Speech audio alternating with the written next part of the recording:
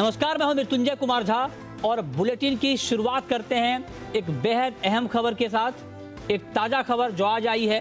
खबर यह है कि सोशल मीडिया और ओटीटी प्लेटफॉर्म कंपनियों पर सरकार ने शिकंजा कस दिया है। सरकार ने आज सोशल मीडिया और ओटीटी के लिए नई गाइडलाइन जारी की है। आपको बताते हैं सबसे पहले कि सोशल मीडिया के लिए क्या क्या नए नियम तय किए गए हैं। पहला नियम यह है कि शिकायत करने पर आपत्तिजनक पोस्ट को 24 घंटे में हटाना होगा। मतलब अगर कोई पोस्ट सोशल मीडिया पर आपत्तिजनक है तो शिकायत आने पर 24 घंटे के अंदर उसे हटाना होगा। दूसरा महत्वपूर्ण ये कि जिस तरह के मामले यहाँ पर आ रहे हैं उस पर लगातार सख्ती होगी। और सख्ती ये कि आप देख पा रहे हैं अपनी स्क्रीन पर कि सबसे पहले पोस्ट डालने वालों की जानकारी देनी होगी कि किसने ये पोस्ट डाला था। इसके अलावा एक नोडल अधिकारी की नियुक्ति भी इस पूरे मामले में करनी होगी जो ये तय करे कि ये पोस्ट आपत्तिजनक है या नहीं। 3 महीने के अंदर नए नियम को लागू करना होगा।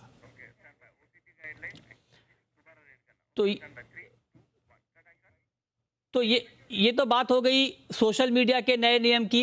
लेकिन ओटीटी यानी जिस प्लेटफॉर्म को आमतौर पर उस पर बहुत सारे कंटेंट होते हैं, वेब सीरीज के लिए जिसे आप आमतौर पर जानते हैं, जो अलग अलग ओटीटी प्लेटफॉर्म यहाँ पर मौजूद हैं, उसके लिए भी नई गाइडलाइन आई है, उसके लिए भी नए नियम आए हैं। क्या नए नियम हैं ये जरा आप देख लें। कानूनी एजेंसियों से तालमेल के लिए नोडल ऑफिसर जरूरी होगा, ये कहा गया है ओटीटी प्लेटफॉर्म के लिए। दूसरी बड़ी बात यह कि केंद्र के नोटिस पर 72 घंटे में कार्रवाई करनी होगी। 72 घंटे में कार्रवाई करनी होगी केंद्र के नोटिस पर। और शिकायतों और कार्रवाई का ब्यौरा 6 महीने में देना जरूरी होगा। ये कुछ जो बात है वो ओटीटी प्लेटफॉर्म के लिए कही गई है। दर्शकों की उम्र के हिसाब से कंटेंट को कैटेगरी में बांटा जाए, ये भी कहा गया है। सेल्फ रेगुलेटरी बॉडी बनानी होगी, यानी खुद को रेगुलेट करने वाली एक ऐसी बॉडी बनानी होगी जो इस पर पूरी तरह से नजर रखे और नियंत्रण रखे। Who shall register the grievance within 24 hours and disposal in 15 days. That is very clear. Second, if there are complaints against the dignity of users, particularly women, that exploit their private parts of individuals or nudity or in sexual act, impersonation, etc., you will be required to remove that within 24 hours after a complaint is made. This particular provision is designed to respect the dignity of the women of India. So significant social media के लिए जो हमने कानून बनाया है वो 3 महीने में हम लागू करेंगे ताकि वो अपनी मैकेनिज्म को इंप्रूव कर लें। और इस पर और विस्तार से बात करने के लिए, डिटेल में इस नए नियम को समझाने के लिए, बताने के लिए हमारे साथ साइबर एक्सपर्ट अमित दुबे जी जुड़े हैं। अमित जी, बहुत बहुत स्वागत है आपका। सरकार ने सोशल मीडिया और ओटीटी प्लेटफॉर्म पर नकेल कस दी है। मैं आपसे साफ तौर पर ये जानना चाह रहा हूं कि चूंकि ये कहा गया है कि सोशल मीडिया पर एक तय वक्त के अंदर आपको आपत्तिजनक पोस्ट हटाने होंगे, ये आपत्तिजनक पोस्ट है या नहीं, ये कैसे तय होगा? और एक कंज्यूमर होने के नाते, जैसे मैं मान लीजिए यूज कर रहा हूं सोशल मीडिया प्लेटफॉर्म, और अगर मुझे ये पोस्ट आपत्तिजनक लगी तो क्या मेरे पास कोई इस तरह का अधिकार है क्या कि मैं कंप्लेंट कर पाऊं? अगर हाँ तो कहां पे?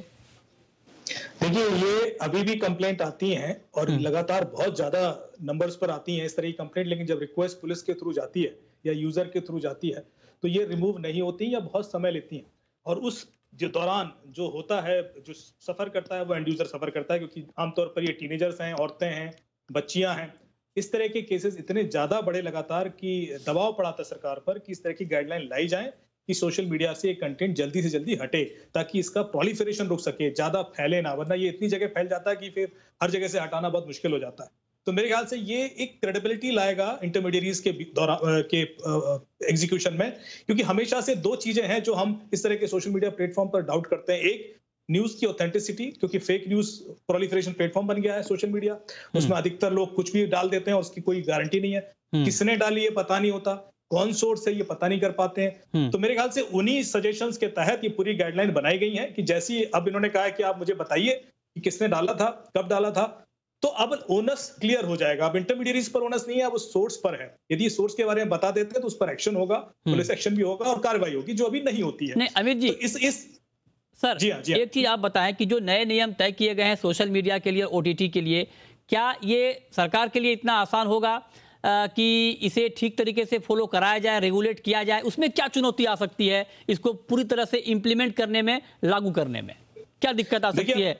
जी देखिए, दोनों जो ओटीटी के रूल्स हैं उनमें इतनी चुनौतियां नहीं आएंगी, क्योंकि वहां पर तो सिर्फ एक गाइडलाइन सेल्फ रेगुलेशन की बनानी है और वो करके मेरे ख्याल से लागू कर सकते हैं। चैलेंज जो है, और वो खुद परचेज करते हैं, कंटेंट अप्रूव करते हैं, तो उनके हाथ में पूरा कंट्रोल है।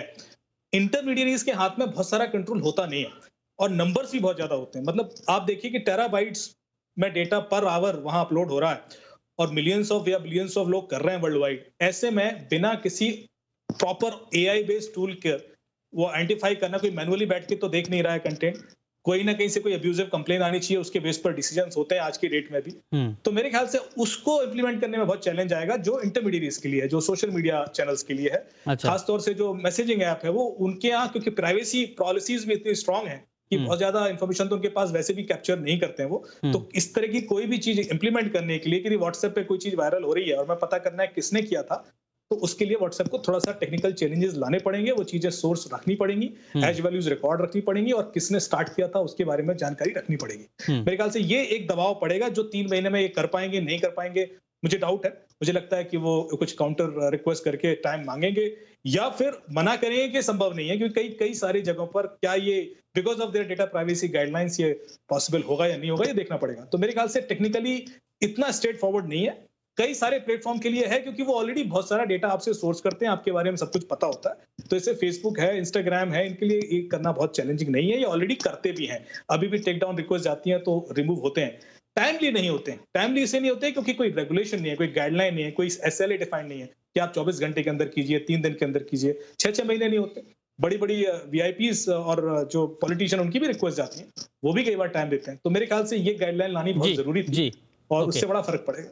आखिरी सवाल अमित जी मेरा आपसे ये कि फेक न्यूज़ को लेकर काफ़ी चर्चा होती है, क्या इन नए नियमों के बाद सोशल मीडिया पर फेक न्यूज़ पर लगाम लग पाएगा? और जो लोग मान लीजिए इसमें शामिल होते हैं उनके लिए भी एक मैसेज होना चाहिए कि अब वो करेंगे तो वो पकड़े जाएंगे। मेरे ख्याल से फेक न्यूज़ की दुकान बंद हो जाएगी। अब उनको ये डर होगा कि उन तक पहुंचा जा सकता है। अभी क्या करते हैं लोग, इस चीज का फायदा उठाते हैं। किसी भी नाम से सबसे पहले एक फेक प्रोफाइल बनाया, वहां से न्यूज़ डाल दी कुछ फेक और वो लोगों ने शेयर करना शुरू कर दिया। जब तक ये न्यूज चैनल्स या मीडिया पब्लिक के पास पहुंचती है तब तक हजारों लोग शेयर कर चुके होते हैं। उसको फिर सोर्स को आइडेंटिफाई करने में बड़ा टाइम लगता है, क्योंकि ये सीक्वेंशियली नहीं होता, ये ट्री स्ट्रक्चर होता है।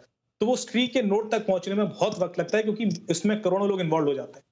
अब चूंकि ये गाइडलाइन बन गई है कि सोर्स तक पहुंचा जाएगा और सोर्स के बारे में इंफॉर्मेशन देनी होगी, मेरे ख्याल से जितने भी फेक न्यूज की कंपनी चल रही हैं कि किसी के बारे में कुछ भी लिख के डाल दो, उसको डिफेम करो और बाद में तो सच्चाई जब सामने आती है तब तक डैमेज हो चुका होता है, उनकी दुकान बंद हो जाएगी, उन पर बहुत लगाम लगेगी। जी चलिए, बहुत शुक्रिया आपका अमित जी हमारे साथ जुड़ने के लिए और बताने के लिए कि जो नए नियम तय किए गए हैं सोशल मीडिया के लिए और ओटीटी प्लेटफॉर्म के लिए उसका कितना बड़ा असर होगा।